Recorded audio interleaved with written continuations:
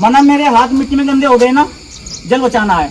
अब सुनेंगे, मैं अभी थोड़ा सा पानी बर्बाद करूंगा, वो अलग बात है, थोड़ा सा समझाने के लिए आपको ना। ये मैंने पानी खोल दिया इसको, ठीक है। अब मैं हाथ धुल रहा हूँ, धुल लिया मैंने कुछ साबुन लगाई, फिर धुला, ठीक है। कम से कम 5-6 लीटर पानी हो गया होगा ना। यदि मैं इस पानी को हाथ ऐसे धुलूं, इतना खोल के, अब बताओ उतने ही टाइम में पानी कम गिरा होगा ना। तो ऐसे इस्तेमाल करना है पानी अपने घरों में। हम ऐसे इस्तेमाल करते हैं, जब हम गड्ढे से पानी लाते हैं ना, तब एक जग में पानी लेकर के हाथ ऐसे डालते हैं, पानी हाथ में ऐसे करते हैं ना। और जब पानी नल में आता है तो क्योंकि ऐसा लगता है कि बिना मेहनत का है ये। मां शारदे को वंदन अभिनंदन। सम्मानित प्रधानाचार्य जी, बड़े भाई श्री कृष्ण कुमार जी और प्यारे बच्चों, पर्यावरण दिवस कुछ अलग प्रकार से मना रहे हैं हम। अलग प्रकार से मतलब एक दिन नहीं, पूरे सप्ताह मना रहे हैं हम, 7 दिन। आप हिसाब लगाएंगे तो 5 जून से लेकर 11 जून तक 7 दिन होते हैं, पूरा एक सप्ताह। तो पर्यावरण दिवस जो एक सप्ताह के लिए मना रहे हैं, आज हमारा 6ठा दिन है। थीम हमारी है जल बचाओ। तो रखेंगे अपने विचार। सर्वप्रथम मैं आप सबका हार्दिक स्वागत करता हूं, अभिनंदन करता हूं। जब हाथ धोते ना घर पे भी, तो बेटा जहाँ पे आपके पौधे लगा रखे छोटे छोटे, हो सके तो उन पे पानी मिल जाए उनको, वहाँ से धुले, ठीक है ना। हाँ, तो इस तरह से आप भी अपने विचार रखें। नहीं ये क्या हो सकता है? बचाना है जल, बंद करके ना। आपने ये भी लिखा पढ़ा होगा, कहीं देखा होगा कि जल है तो जल है तो कल। हाँ, जल है तो कल। अच्छा स्लोगन है ना, जल है तो एक जल से कल, जल से कल, है ना। जीना है कल तो आज बचाओ। ये मैंने अभी अभी खड़े खड़े 4-5 बातें बोल दी। अब आप कुछ इसी प्रकार से लिखेंगे, कुछ अलग प्रकार से, कुछ एक अलग वाक्य बन जाए जल को लेकर के, ठीक है। फिर उसको जीवन में अपनाएंगे। अगर सभी लोग मिलकर दिन में अगर 1 लीटर भी जल बचाते हैं तो एक साल में हम बहुत अधिक जल बचाते हैं। सब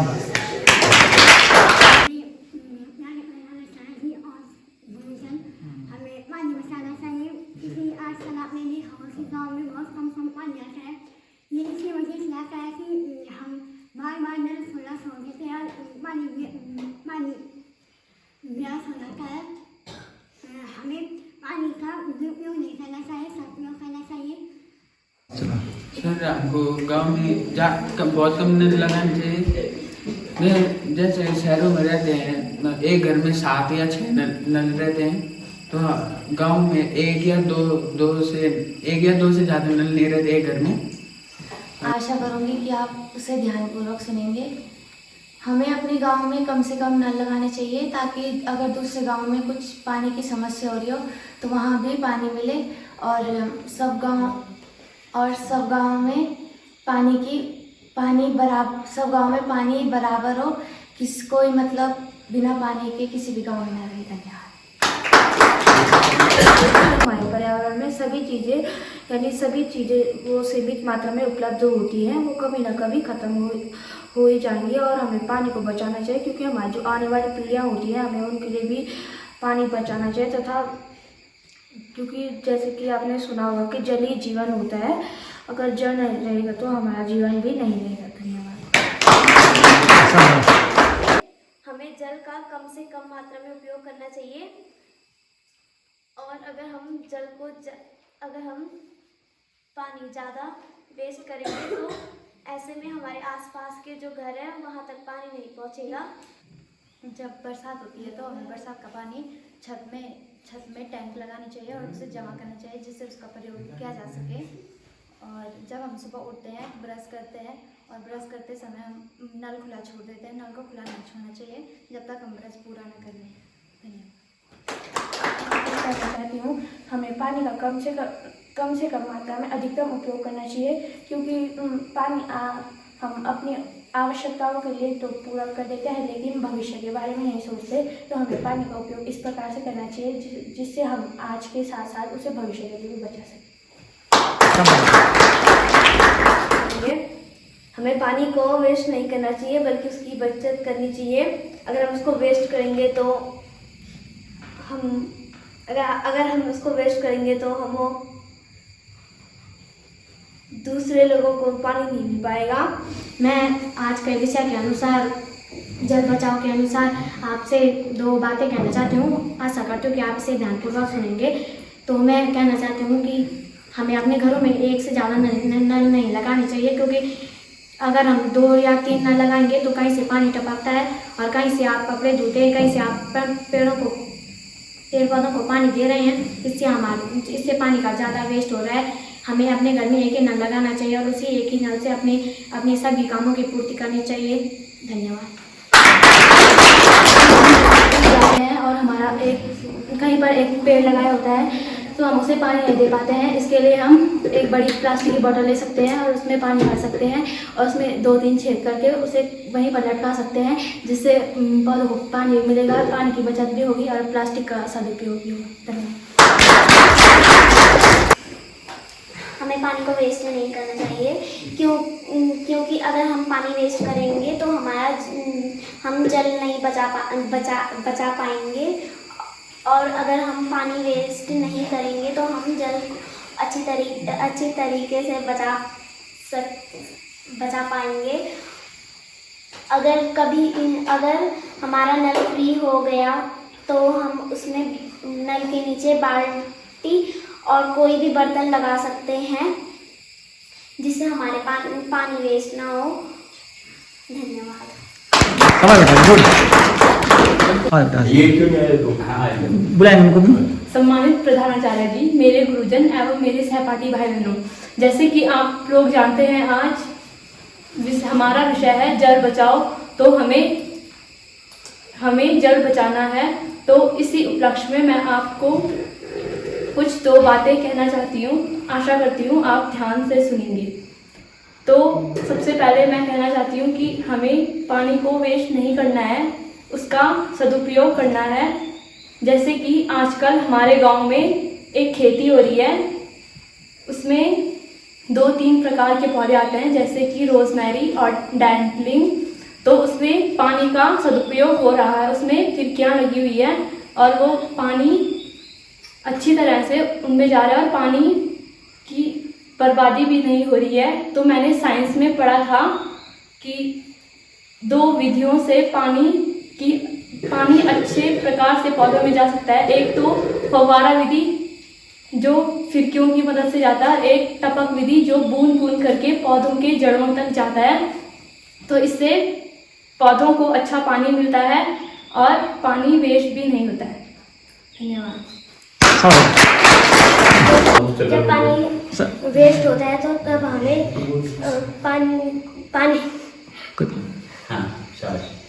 जब पानी वेस्ट होता है तो हमें उस पानी को वेस्ट नहीं करना चाहिए। हमें पक्षी को देना चाहिए, पालतू पक्षी को, और पौधों को देना चाहिए। या तो हमें नल बंद करना चाहिए। जब भी हम किसी कैन को भरते हैं तो पानी वेस्ट, मतलब पानी थोड़ा बहुत गिरता है, हमें थोड़ा सा खोना चाहिए नल, क्योंकि पानी ज़्यादा वेस्ट है। मैं छोटी सी बात करना चाहता हूँ। अच्छा ये बताओ, माना मैंने अपने नल में पानी बंद कर दिया, अब पानी नहीं बह रहा है, ठीक है, और धारकोट के ऊपर एक गदेरा है, उस गदेरे में पानी बह रहा है ना। वहां मैंने अपने गांव का नल लगाया हुआ है, ठीक है सर, नल। अब उस गदेरे से पानी कुछ मेरे नल में, मेरे गांव तक आता है, ठीक है जी, और वो नल खुला हुआ है, तो वो गदेरे का पानी मेरे नल में आता है, बह रहा है। मैं उसको बंद कर देता हूं तो नल में पानी नहीं बहेगा ना, लेकिन गदेरे में तो बह ही रहा है वो, तो क्या फायदा बंद करके नल? भाई वो पानी वहां तो बह ही रहा है ना, वो गदेरे में बह रहा है, गदेरे से वो श्रीनगर जाएगा अलग नंदा में, फिर वहां से वो समुद्र में पहुंच जाएगा, देवप्रयाग ऋषिकेश श्रीनगर आगे होता हो, तो वो हमारे नल में आके पानी बह रहा है तो बहने दो, बह तो वहां भी रहा है ना वो। लेकिन हम कह रहे हैं कि पानी बचाओ, हमने नल बंद कर दिया, तो कहां बचा पानी? बताओ कैसे बचा पानी? नल बंद करके पानी तो, अब वो नल पूरा भर गया हमारा यहां तक, ऊपर तक, गदेरे तक, अब नल में नहीं बह रहा, तो लेकिन वो उधर से गदेरे में बह रहा है, बह तो रहा है ना वो, तो कैसे बचा पानी? कोई बच्चा बता सकता है कि पानी बचा? मैं सच में कह रहा हूं कि पानी बचा, उस गदेरे में बहते हुए पानी बचा। कोई बच्चा बता सकता है कि कैसे बचा? अब सुनेंगे, सुनो बच्चों। गदेरे से पानी नल लगा के मेरे घर तक आया, मेरा नल खुला हुआ है, वो पानी नीचे गिरा, वो वहां बह गया। कहां बहा वो मेरा मकान है, वो नल जहां पर है मेरा मकान बना हुआ है वहां पर, वो गांव में है वो नल, जंगल में तो कहीं नल लगे हुए हैं, वो गांव में लगे हुए हैं, वहां मेरा मकान है, वहां मेरी नींव भरी हुई है, मैंने पत्थर से चिनाई की हुई है, वो पानी वहां पर उन पत्थरों के नीचे जाएगा। और कितना पानी जाएगा? वो 400-500 लीटर, 100-200 लीटर, वो पानी वहीं जमीन में ऊपर ही सूख जाएगा। मेरे घर के आसपास जहां मेरा नल लगा हुआ है, वो मेरी गली में पानी बह रहा है, वहां कोई क्यारी भी नहीं है, कोई खेत भी नहीं है जो उसका उपयोग मान ले हम हो रहा है, तो वो पानी एक प्रकार से बर्बाद हो गया। वो पानी बहते बहते जमीन में 100-200 फुट नीचे की तो बात छोड़ दो, 2-3 फुट नीचे भी नहीं जाता, ऊपर से ऊपर ही सूख जाता है, बर्बाद हो गया वो पानी, नष्ट हो गया वो पानी। लेकिन यदि वो पानी गदेरे में बहेगा, मैंने नल बंद कर दिया, तो उतना पानी वो गदेरे में बहेगा। गदेरे में पानी बहने से ये फायदा है कि गदेरे, जहां भी गदेरे हैं, छोटी नदियां हैं, उन नदियों में नीचे पानी के स्रोत खुले हुए हैं, छिद्र हो रखे हैं नीचे, और वो पानी वहां से जा करके भूमिगत हो जाता है, वो इन पहाड़ों के अंदर स्टोर हो जाता है वो पानी। ये जो हमारे पहाड़ है ना, इन पहाड़ों के अंदर बड़े बड़े टैंक लगे हुए हैं, प्राकृतिक रूप से पत्थरों के जगह बनी हुई है। तो यदि वो पानी गदेरे में बह रहा है, तो जो छिद्र है गदेरे में, पत्थर है, वहां से रिस के वो पानी इन पहाड़ों के अंदर स्टोर हो गया, और वो पानी वहां स्टोर हो रहा है। इसीलिए हमारे प्राकृतिक जल स्रोत खुलते हैं जगह जगह पर। ये धारकोट में नेत्र सिंह की दुकान के नीचे जल स्रोत खुला हुआ है, वो कहां से खुला हुआ है? क्योंकि इन पहाड़ों में ऊपर पानी स्टोर हो रखा है, तब जाके वो जल स्रोत खुला हुआ है। आप सड़कों के किनारे देखते हैं जगह जगह जल स्रोत, अभी खोला में पहलगांव के आगे भी आम के पेड़ के पास जल स्रोत, सब पानी पीते हैं ना रुक करके वहां, तो वहां पानी आ रहा है, कहां से आ रहा है? वो पानी पहाड़ों के अंदर स्टोर हो रखा है। तो बेटा, जब गदेरे में पानी बहता है तो वो स्टोर होता है अंदर। स्टोर किसके माध्यम से होता है? वहां पत्थरों में रिस करके, ठीक है। अब माना हमारे गदेरे में 500 लीटर पानी बह रहा है, तो बेशक वो पानी समुद्र में चला जाएगा, लेकिन कम से कम 300 लीटर, 200 लीटर या 50 लीटर तो स्टोर होगा ना अंदर, है ना। और उसका आधा पानी हम नल के माध्यम से अपने गांव में ला के छोड़ देते हैं खुला, तो वो तो हमारे गांव की, हमारे मकानों की नींव में जाएगा ना, वो तो पानी तो बर्बाद हो ही रहा है, हमारे मकानों को भी खतरा है, हमारे जो पुस्ते लगे हुए हैं उनको भी खतरा है। अब देखो एक गदेरे में कितने गांव के कितने नल लगे होते हैं, और कितना पानी वहां से नलों के माध्यम से हम गांव में ला करके नल खुला छोड़ करके बर्बाद कर दिया। यदि वो सारे नल बंद होंगे तो वो सारा पानी कहां बहेगा? गदेरे में बहेगा, और वो सारा स्टोर नहीं होगा, कुछ तो नीचे जाएगा। लेकिन यदि वहां 500 लीटर पानी बह रहा होगा तो 50% मान लो हमारे पहाड़ों के अंदर स्टोर होगा, तो कितने लीटर हुआ? 250 हो गया ना। अब हम 500 लीटर में से नलों के माध्यम से ला करके गांव में हमने खुला छोड़ दिया 300 लीटर। अब गदेरे में पानी कितना बह रहा है? मात्र 200 लीटर, तो 50% स्टोर होगा। कितना हुआ? 50%। तो जितना पानी गदेरे में बहेगा उतना पानी ज्यादा स्टोर होगा पहाड़ों के अंदर। ये बात मैदानी क्षेत्रों की मैं करूं, वहां अलग प्रकार काम करती है प्रकृति, पहाड़ों में अलग प्रकार से काम करती है, क्योंकि हम पर्वतीय अंचल में, इसलिए मैं यहां की बात कर रहा हूं। आपके मन में यह सवाल उत्पन्न हो सकता है कि सर पानी तो बह ही तो रहा है, यहाँ नल से भी बह रहा है, वहां गदेरे में बह रहा है, तो नल से ही बहने दो। नल से बहने से कोई फायदा नहीं होने वाला। हाँ, नल का पानी मेरी क्यारी में लगा हुआ है, मेरे खेत में लगा हुआ है, मेरी क्यारी में, मेरे गमलों में लगा हुआ है, तो अलग बात है, वो सदुपयोग हो रहा है। लेकिन बिना वजह मेरी गांव की गली में बह रहा है, मेरी मकान जहाँ पुस्ता लगा है वहां बह रहा है, वहां तो डबल नुकसान है, पुस्ते को, मकान को मेरे, और पानी का दुरुपयोग। ठीक है। महात्मा गांधी जी एक बार ऐसे ही प्रत्येक दिन जितना इस्तेमाल करते थे ना उतनी ही पानी हम ना इस्तेमाल कर, बाल्टी भरी रखी है तो 1 लोटा पानी का लिया और हाथ धुलने हैं, मुंह धुलना है। तो एक बार जो है अपना लोटा उन्होंने निकाला और वो हाथ धुले, मुंह जो भी धुल गए। अचानक उनके पास जो है हमारे देश के प्रथम प्रधानमंत्री जी जो बने, कौन थे? पंडित जवाहरलाल नेहरू। सब बात उनसे मिलने आ गए तो बात करने लगे उनसे, अरे बाबूजी ऐसे वहाँ की ये आंदोलन ऐसे देश ये वो क्यों बातें हुई। तो इसी बात करते करते गांधी जी ने वो एक पूरा लोटा दूसरा लोटा भी ले लिया, बातों बातों में भूल गए। तो तब कहते अरे पंडित जी आपने तो जो है आज 1 लोटा पानी का जो है ज़्यादा खर्चवा दिया मेरे से। तो महात्मा गांधी जी ने अगले 3 दिन में वह 1 लोटा पानी का बचाया। कैसे बचाया होगा? नहीं, हाथ मुंह धुले उन्होंने, हाथ भी धुला, मुंह भी धुला। प्रत्येक दिन वो 1 लोटा पानी लेते थे ना, तो उससे अगले दिन उन्होंने 1 लोटे से कुछ कम लिया, उससे अगले दिन 1 लोटे से और कुछ कम लिया। वो 1 लोटा उन्होंने अगले 3-4 दिन में बचाया पानी। तो महात्मा गांधी जी ऐसे थोड़े महात्मा हो गए, बहुत छोटी छोटी चीजों का ध्यान रखा है उन्होंने। तो हम भी इन चीजों का ध्यान रख सकते हैं। अब जलपान करेंगे, ठीक है बच्चों, और कल फिर नई ऊर्जा के साथ।